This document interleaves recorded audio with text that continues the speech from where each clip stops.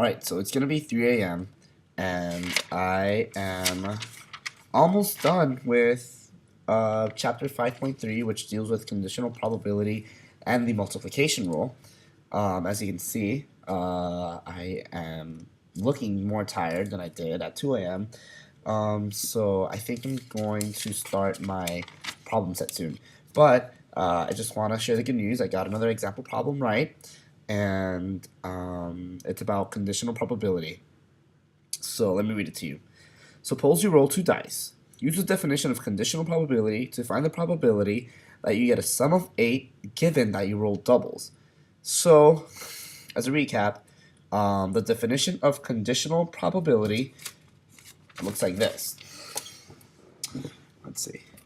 So, P, the probability of A given that B happened, is equal to the probability of A and B over probability of B, or you can also say it, if you want to be fancy, you can phrase it as probability of A intersects B over probability of B. So what you do first is always give meaning to A and B. So so A in this case is going to be the fact that you rolled an 8, and probability B is going to mean the fact that the 8 came from your rolls that were doubles. So basically you're going to say that you rolled doubles first, and from those doubles, what are the chances that you'll get an 8? That the sum of those two die are going to be 8.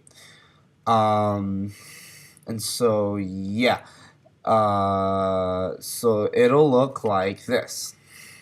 I don't know if you can really see this. Okay, so the probability of 8, given that you roll doubles, is equal to the probability of 8 intersect doubles over probability of doubles. So I kind of did it a long-winded way, which I don't recommend because the book only used one step. But I guess since I used the definition of conditional probability and then I used the multiplication rule at the same time, it might be better. I don't know, because it's something I can use for every single question. So the probability of rolling. So I wrote it out like this. Okay, so this here is equal to this, which is the multiplication rule. So the probability of rolling doubles is 6 over 36 times the probability of rolling an 8, given that you roll doubles, is 1 over 6. So you solve it out. So you get your value of probability of A and doubles, which is going to be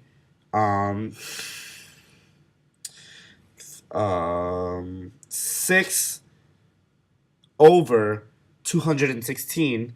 And so there you have your numerator.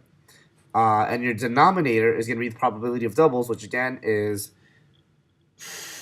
your denominator is going to be 6 over 36. So you have 6 over 216 on the top, then you have 6 over 36 on the bottom, and you just multiply by the reciprocal, and you get your answer, and it was the right answer. So the thing with probabilities that's most, I guess, the hardest part is sort of phrasing your answer in a way that makes sense with, given the situation. Because if you would have sort of named, if your probability of B was the probability that you got an 8, and then your probability A was a probability of you getting doubles, then that would have flipped everything and you would have gotten the wrong answer. So you just really have to be careful which event is dependent on the other. In this case, the fact that you rolled an 8 was dependent on the fact that you rolled doubles before. So, yeah. Oh my god, I can't believe it's 3 a.m.